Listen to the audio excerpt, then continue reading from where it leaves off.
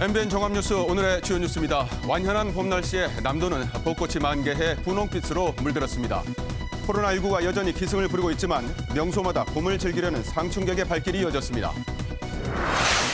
윤석열 대통령 당선인이 내일 오후쯤 새 정부의 첫 국무총리 후보자를 발표할 것으로 보입니다. 삼국 출혈 끝에 설득한 경제 외교 전문가 한덕수 전 총리를 사실상 내정한 것으로 알려졌습니다. 유엔은 북한이 대륙간 탄도미사일 시험 발사 전부터 핵과 탄도미사일 개발을 지속해왔다는 보고서를 공개했습니다. 대량 살상 무기 개발에 필요한 부품을 중국과 러시아에서 사들였고 외화 확보를 위해 가상화폐 해킹으로 4,800억 원을 탈취했다고 밝혔습니다. 축구대표팀이 카타르 월드컵 조추첨에서 포르투갈, 우루과이, 가나와 H조에 들어갔습니다. 스페인, 독일과 같은 조에 묶인 일본과 달리 죽음의 조는 피했지만 껄끄러운 상대들과 16강 진출을 다투게 됐습니다. 공군 훈련기 충돌 사고 이틀째인 오늘 군은 장병 300여 명을 투입해 잔해를 수거하는 등 사고 원인을 조사하고 있습니다. 손짓 조종사 4명의 장례식은 오늘부터 시작돼 사흘간 부대장으로 치러집니다. 오늘 코로나19 신규 확진자 수는 26만여 명으로 이틀 연속 20만 명대를 유지하며 정점 이후 완만한 감소세를 나타내고 있습니다. 사망자도 소폭 줄어든 가운데 10살 미만 영유아 2명이 코로나19로 숨져 당국이 기저질환과 백신 접종 이력을 조사하고 있습니다. 여러분 안녕하십니까? MBN 종합뉴스입니다. 오늘은 최일구 앵커 대신 제가 뉴스를 전해드리도록 하겠습니다. 첫 소식은 봄의 전령사 벚꽃입니다. 아직 서울 등 중부지방에서는 꽃망울이 터지지 않았지만 따뜻한 남쪽에서는 연분홍 벚꽃이 만개해 가슴을 설레게 하고 있습니다. 지난 3년 동안 코로나로 벚꽃길을 걸을 수가 없었는데요. 올해는 전면 개방됐습니다. 강세훈 기자입니다. 36만 그루의 벚꽃이 활짝 피었습니다. 솜사탕을 심어놓은 듯 거리가 온통 분홍빛으로 변했습니다. 여기를 봐도 저기를 봐도 경남 진해는 지금 지천이 벚꽃입니다. 올해도 군항제는 취소됐지만 상충객들의 방문은 3년 만에 허용됐습니다. 코로나 이후에 벚꽃 구경도 처음 해서 기분 전환도 너무 되고 스트레스도 풀리고 섬진강 주변에도 벚꽃이 만개했습니다. 미세먼지 없는 파란색 하늘을 뒤덮은 분홍색 꽃잎들. 눈에 담기에 아까운 상충객들은 카메라에 담습니다. 벚꽃을 보며 시원한 자전거 행렬도 이어집니다. 부모와 함께 나온 아이는 신이 났습니다. 엄마 아빠랑 동생이랑 꽃 구경도 하고 그거 되게 오랜만이에요. 기분은 너무 좋아요. 코로나19가 여전히 기승을 펼치고 있지만 화창한 봄 날씨만큼이나 설렘 가득한 상충객들의 발길을 막기에는 역부족이었습니다. 높이가 15m나 되는 대형 곰이 서울 도심공원에 세워졌습니다. 교외로 나가지 못한 시민들은 도심공원에서 화창한 봄 날씨를 즐겼습니다. 조금 추울 줄 알았는데 의외로 너무 따뜻했고요. 그리고 막상 나오니까 봄 느낌이 확 들어서 기분이 너무 좋은 것 같습니다. 서울 윤중로 벚꽃은 다음 주 주말쯤 만개할 것으로 보입니다. MBN 뉴스 강세훈입니다. 윤석열 대통령 당선인이 내일 새 정부의 국무총리 후보자를 발표할 것으로 보입니다. 경제와 외교, 청문회 통과라는 3박자를 모두 갖춘 한덕수 전 총리가 사실상 내정된 것으로 알려집니다. 서영수 기자 뉴스 보시고 윤석열 정부 초대 내각의 부총리와 장차관 누가 거론되고 있는지 뉴스 추적하겠습니다. 윤석열 정부의 초대 국무총리 후보자로 한덕수 전 총리가 사실상 내정됐습니다. 호남 출신인 한 전 총리는 노무현 정부에서 경제부총리와 국무총리를 역임하며 한미 FTA 협상 타결을 이끌어낸 정통 관료 출신입니다. 경제통으로 널리 알려져 있지만 미국 정가에서 가장 신뢰하는 한국 관료로 꼽힐 정도로 탄탄한 워싱턴 인맥을 자랑하는 외교 전문가이기도 합니다. 특히 한 전 총리가 오바마 정부 시절 주미대사를 지내면서 당시 부통령이던 바이든 미국 대통령과 인연을 맺은 점도 발탁의 배경으로 꼽힙니다. 한미 간의 관계는 가장 최상의 관계라는 그러한 평가를 워싱턴에서 하고 있습니다. 북핵 문제에 있어서도 공조 체제가 잘 유지가 되고 있고. 73세 고령이지만 풍부한 국정 경험을 갖춘 통합형 인사라는 점에서 장제원 당선인 비서실장은 총리 후보군 언급 때부터 한 전 총리를 두고 삼고처려했다고 전했습니다. 윤 당선인은 내일 오전 제주 4.3 희생자 추념식에 참석한 뒤 서울로 돌아와 오후쯤 후보자를 직접 발표할 것으로 보입니다. 총리 후보자 지명이 이뤄지면 경제부총리를 비롯한 내각 인선도 속도를 낼 전망입니다. MBN 뉴스 서영수입니다.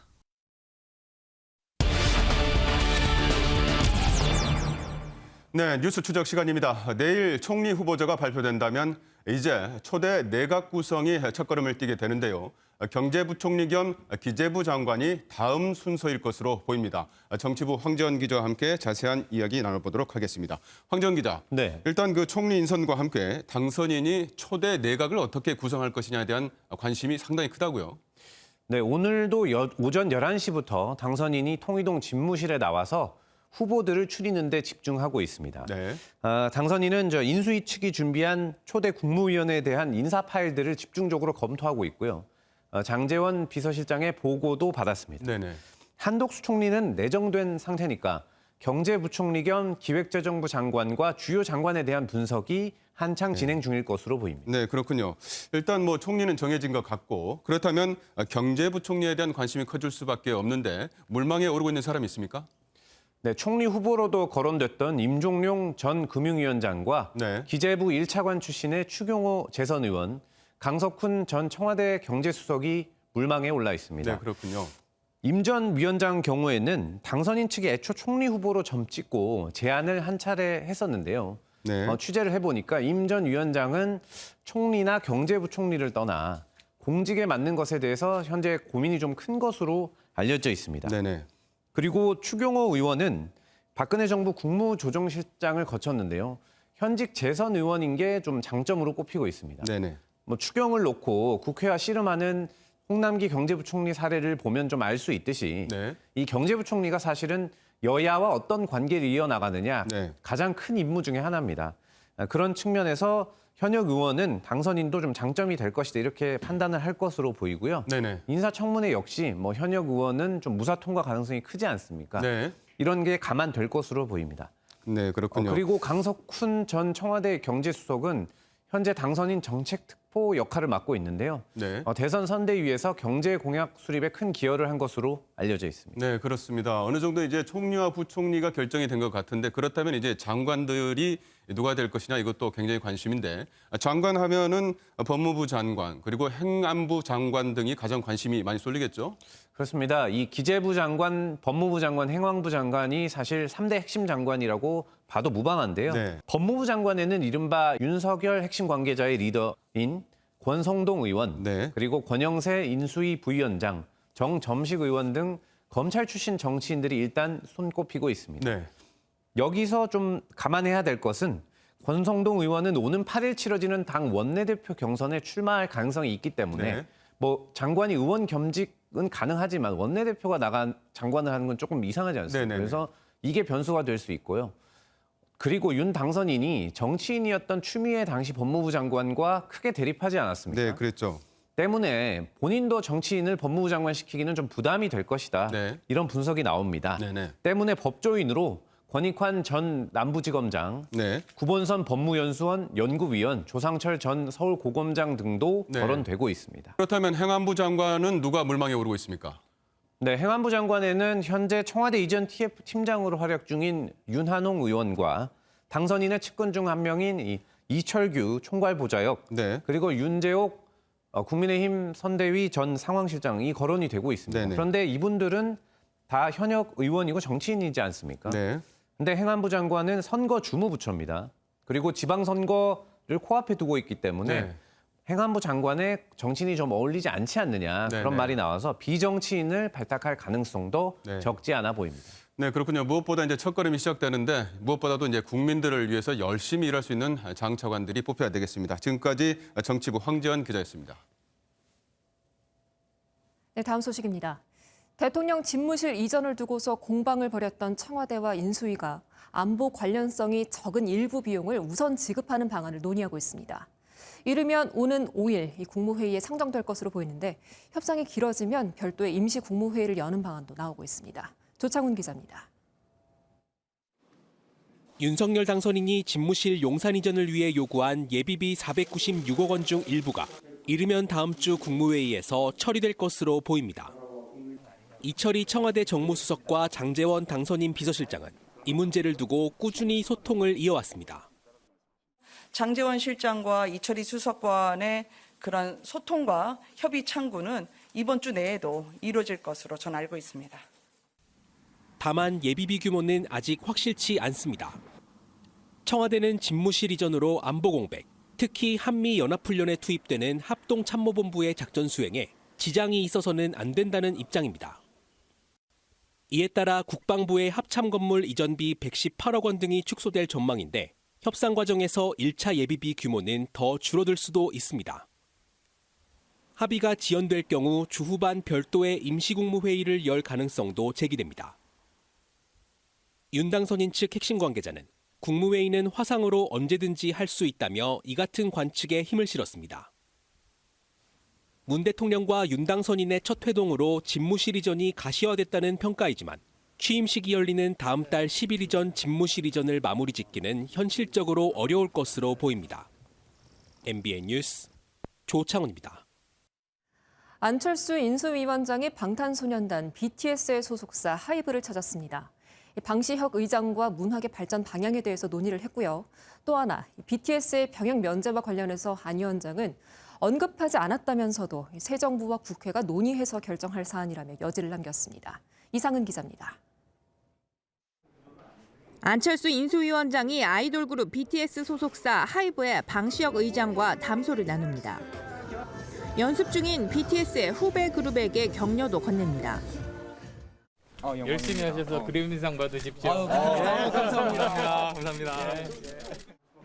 인수위는 이번 방문 취지가 문화 벤처 산업 육성과 문화예술계 코로나 피해 회복이라고 밝혔습니다. 사회적 거리두기가 완전히 이렇게 없어져야지 가능한 건가요? 제가 아는 한에서는 이제 약간 장르별로 다른 규제를 주시고 있는 걸로 알고 있습니다. 안 위원장은 대선 후보 시절 BTS는 대체 복무 자격이 충분하다고 밝힌 만큼 군복무 면제 언급이 나올지 관심을 끌었지만 그런 논의는 없었다며 선을 그었습니다. 병역에 대한 이야기는 전혀 하지 않았고 새롭게 출범하는 정부에서 아마 국회와 함께 논의를 해서 결정할 그런 사안입니다. 대중문화에 업적을 세운 사람에게 대체 복무를 허용하는 병역법 개정안이 국회 계류 상태인 가운데 인수위 내부에선 국민적 관심이 큰 사안인 만큼 관심 있게 검토해야 한다는 의견이 나온 것으로 알려졌습니다. MBN 뉴스 이상은입니다.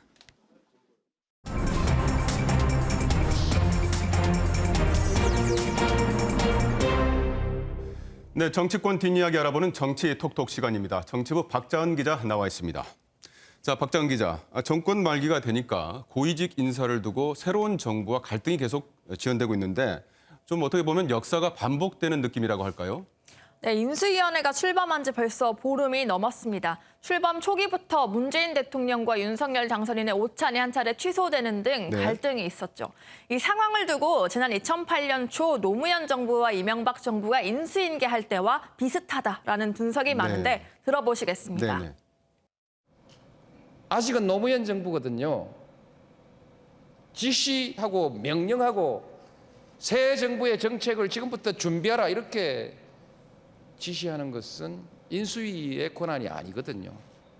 만일에 한 번 더 협조해라는 얘기가 한 번 더 나오면 그 사람 모욕 주기 위한 것으로 생각해서 제 마음대로 할 겁니다. 네, 그렇군요. 2008년에 저런 일이 있었군요. 네, 그렇습니다. 당시에도 선관위원과 감사위원 자리 내정 등을 두고 이명박 당선인이 자제해달라고 했고 노무현 당시 대통령은 발끈했는데요. 이번에도 감사위원 자리 또 한은 총재 자리의 인사권 갈등, 이명박 전 대통령의 사면 문제까지 갈등의 도화선이 됐습니다. 네, 그렇군요. 자, 옷값 논란 그리고 특활비 논란 이번 주가 상당히 좀 시끄러웠던 것 같은데 좀 정리 좀 한번 해볼까요? 네, 먼저 논란이 된 것 중 가장 큰 게 김정숙 여사의 옷값 논란이었죠. 네. 이 알려진 김정숙 여사의 옷과 액세서리가 최소 380점인데 청와대 주장은 김 여사의 사비로 지출한 것이지 특활비 유용은 아니라고 공식 입장도 냈습니다. 네네. 임기 말 청와대의 특수활동비뿐만 아니라 김정숙 여사의 옷값과 액세서리까지 거론되는 무분별한 의혹 제기에 다시 한번 유감을 표합니다.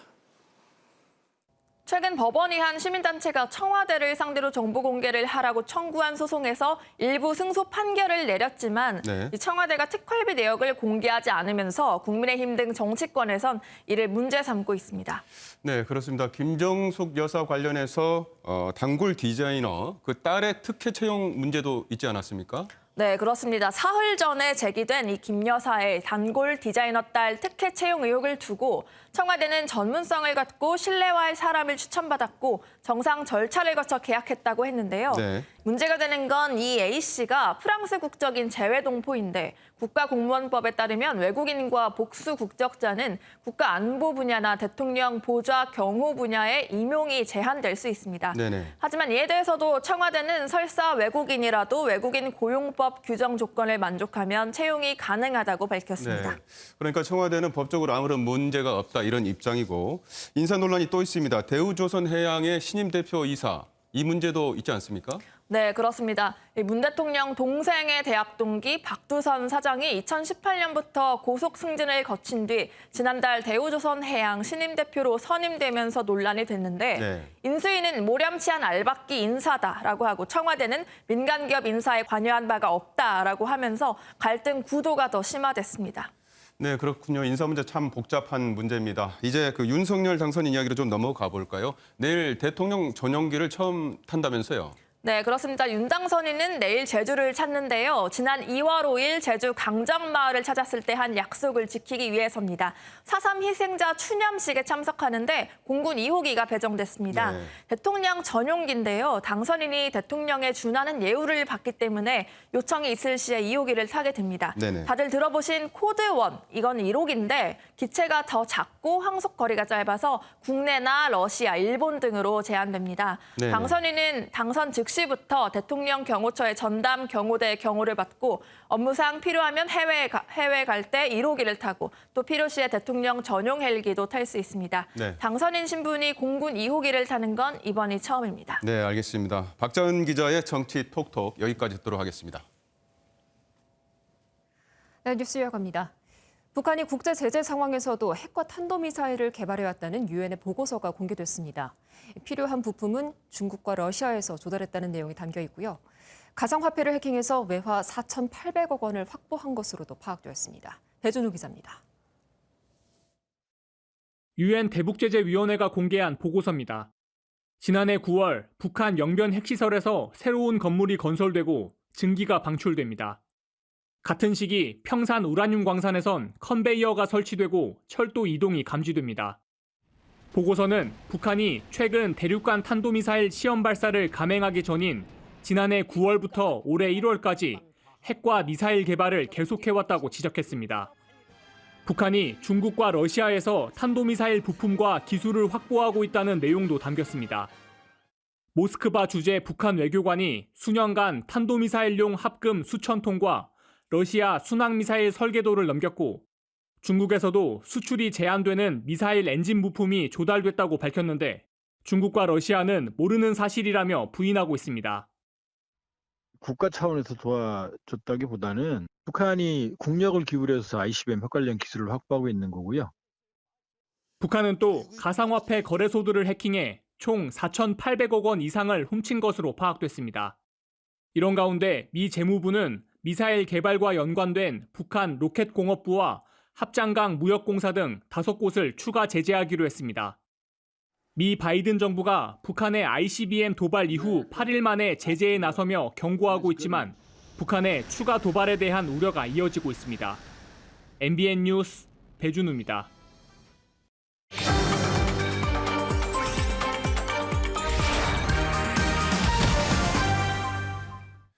네, 지금까지는 남녀 화장실이 따로 있었지만 남성과 여성 모두 함께 쓰는 화장실이 등장했다고 합니다.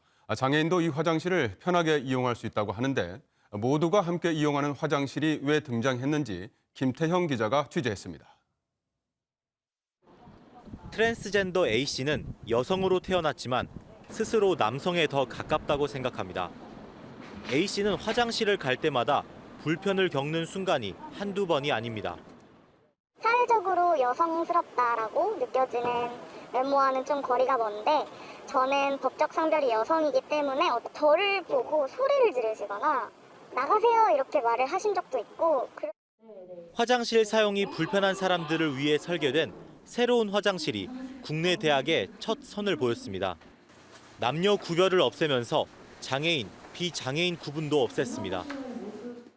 이렇게 아랫부분을 누르면 휠체어 장애인이나 아동이 이용 가능한 각도 거울이 있고 접이식 의자에서는 급한 경우에 샤워까지 가능합니다. 1인용으로 공간도 넓고 음성 지원과 자동문, 점자 블록이 갖춰져 있어 장애인들이 이용하기에도 편합니다.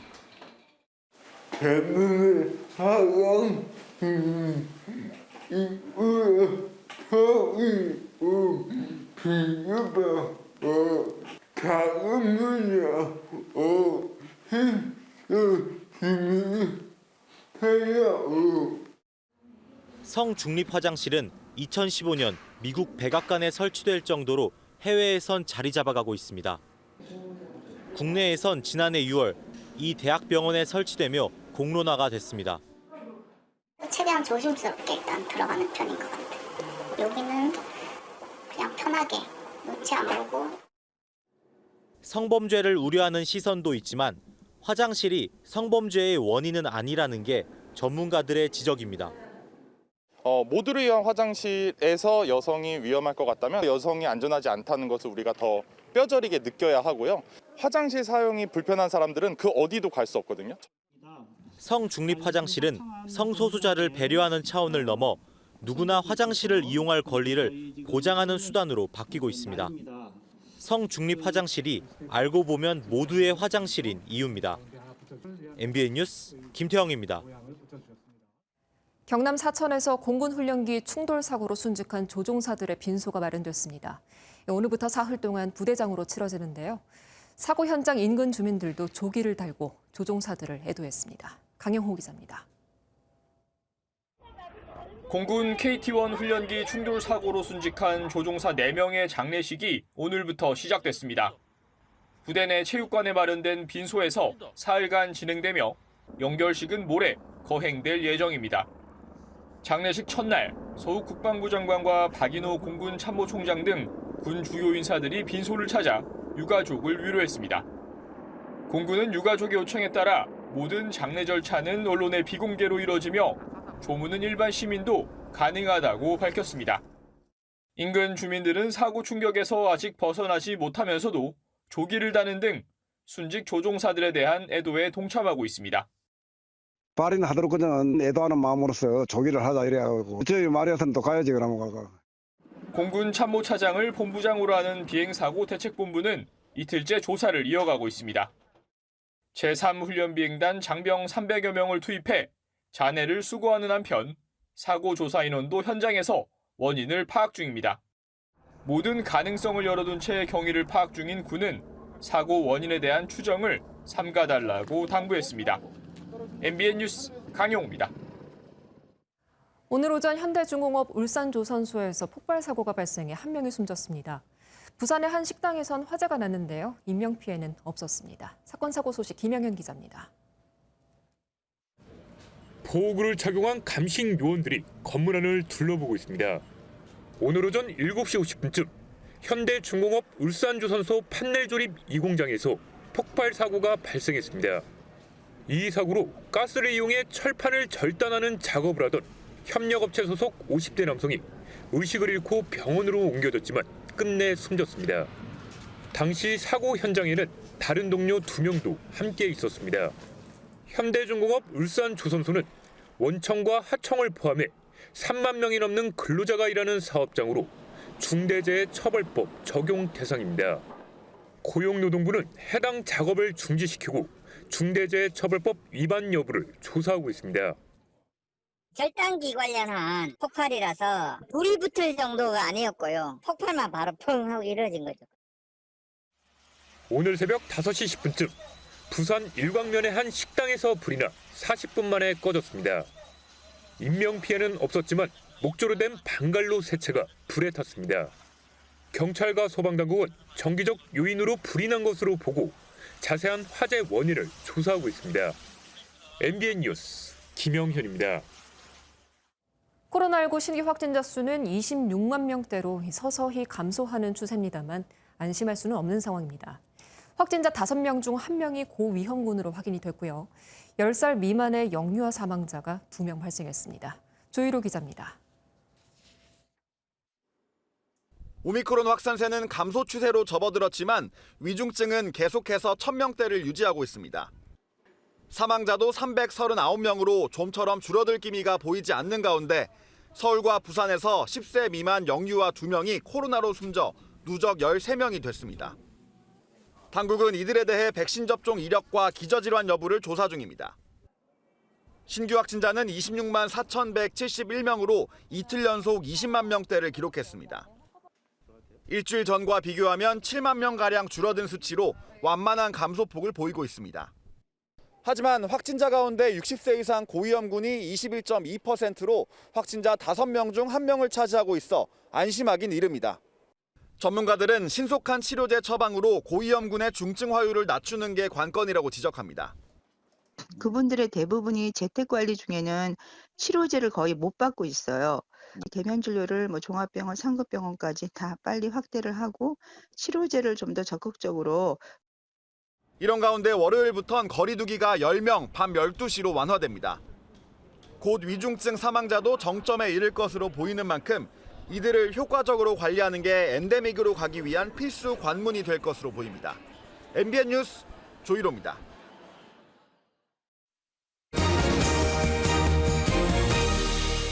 네, 드디어 야구의 계절이 돌아왔습니다. 전국 5개 구장에서 일제히 개막전이 치러졌는데 보신 것처럼 야구 팬들이 관중석을 가득 메웠습니다. 그리고 이제는요, 치맥도 가능해졌다는 얘기가 들립니다.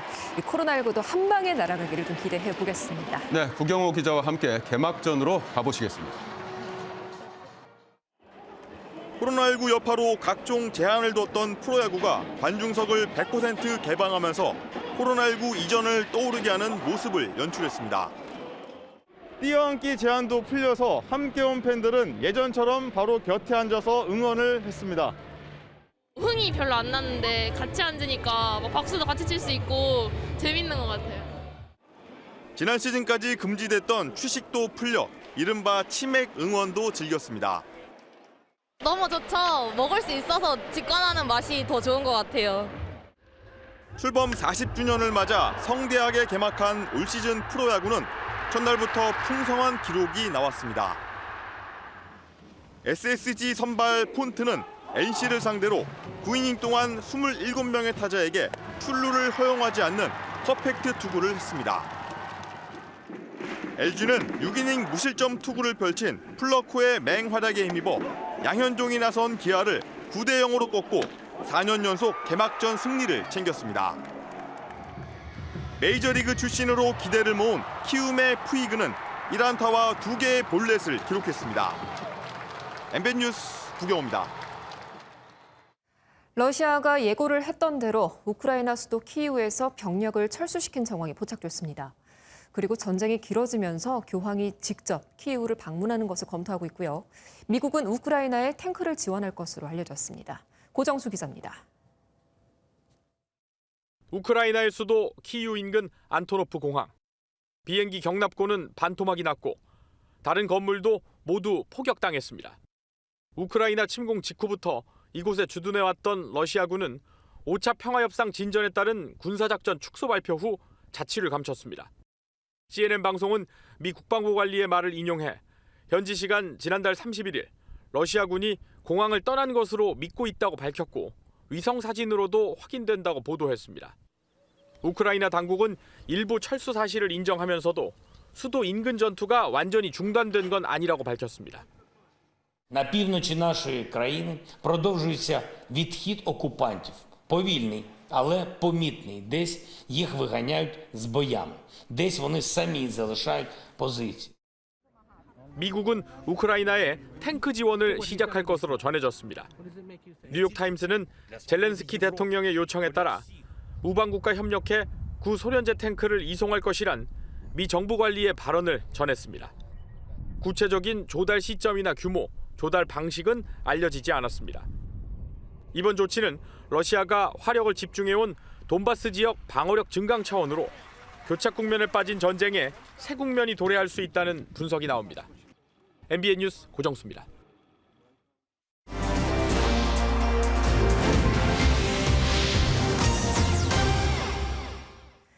코로나 시대 3년째 재택근무가 생활에 스며들면서 사무실 풍경이 달라지고 있습니다. 지정석 없이 내 자리를 골라보기도 하고요. 마치 집인 듯이 누워서도 업무를 본다고 합니다. 그동안 우리가 접해온 사무실 환경과는 180도 다른 모습인데요. 강재묵 기자가 전해드리겠습니다. 직장인 윤선우 씨는 앉을 자리를 선택하는 것으로 하루 일과를 시작합니다. 빈 곳에 앉는 게 아니라 스마트폰 앱으로 자리를 고릅니다. 기분 따라 혹은 업무 특성 따라 자리를 바꿉니다. 그날의 업무 특성에 맞춰서 좀 자유로운 공간이라든지 아니면 통화가 많은 날은 그 업무 특성에 맞춰서 자리를 선정할 수 있다는 게 본인들 업무가 다르니까 만족해하고 있습니다. 네모난 책상이 나란히 있는 공간으로 여겨지던 사무실이 바뀌기 시작했습니다. 하는 일은 같습니다. 하지만 일을 하는 방식도 장소도 조금 다릅니다. 코로나 시대 재택근무에 익숙해진 기업들이 이제는 사무실 자체를 개혁하고 있습니다. 이곳 컨설팅 기업은 3년째 내 자리 파괴 프로젝트를 실천하고 있습니다. 다른 사람의 시선에서 자유롭도록 작은 방처럼 만들어진 공간에서 일을 할 수도 있고 누워서 일을 하는 것도 가능합니다. 재택근무에 익숙해진 직원들을 위해 사무실이지만 최대한 집과 같은 느낌으로 만들었습니다. 팬데믹 사태로 인해서 이제 직원분들 또는 이제 직장인들이 장소에 구애받지 않고 좀 일을 할 수 있다는 확신이 생겼고요. 업무 방식을 더 잘 지원할 수 있는 업무 환경을 어떻게 하면 구현할 수 있을지. 아무래도 자유로운 오피스 환경 이런 것들이 기업에 많은 이제 변화를 일으키는 것 같습니다. 혁신적 사고를 하는데 도움을 주는 스페이스 마케팅 이런 것들이 세계적인 기업들과 함께 많은 변화를 일으키는 것 같습니다. 달라진 사무실 환경이 창의력 제고로 이어질 수 있지만 직원 사이 소통 기회가 줄어들 수 있다는 지적도 있습니다. 다만 많은 사람들이 나란히 얼굴을 마주보고 일을 해야 한다고 생각하던 시대가 코로나19로 마침표를 찍게 됐습니다. 세상 돋보기였습니다. 최고령 생존 독립유공자였던 김유길 애국지사가 오늘 오전 향년 103세의 나이로 별세했습니다. 1919년 평안남도 평원에서 태어난 김 지사는 광복군 국내정진군 경기도 제3조에서 활약한 공훈을 인정받아 1990년 건국훈장 애국장을 받았습니다. 러시아의 우크라이나 침공으로 유가가 오르는 상황에서 전 세계 30개국 이상이 미국의 비축류 방출에 동참합니다.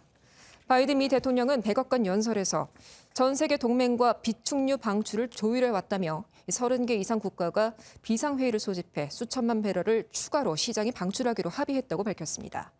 비상회의를 연 국제에너지기구는 방출 시기와 규모 등을 다음 주 초에 발표합니다.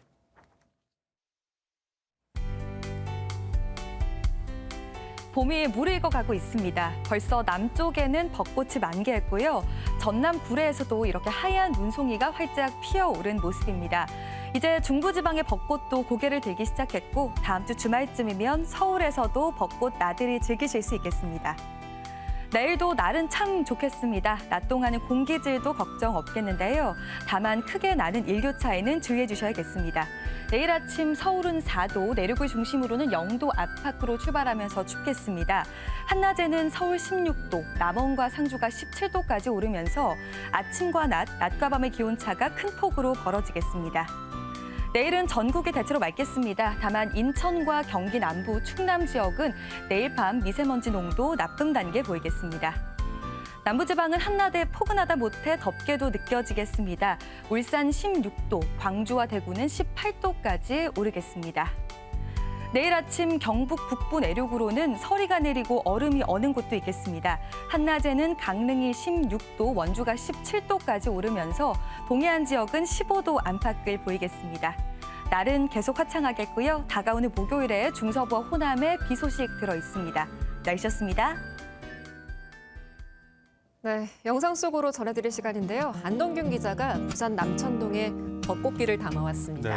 네, 벚꽃 소식. 오늘 처음과 끝이 모두 벚꽃 소식입니다. 그러네요. 네. 자, 그렇다면 오늘 시청자분들의 뉴스 시청 소감을 좀 예상해 볼까요?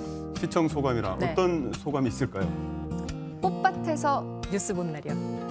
꽃밭에서 뉴스 본 날. 네. 그래서 일부러 꽃밭에 어울리는 벚꽃 색깔 옷을 입으셨네요. 안성맞춤이죠? 네. 자, 아름다운 부산 남천동 길을 감상하시길 바라면서 저희는 여기서 인사드리겠습니다. 시청해주신 여러분 고맙습니다.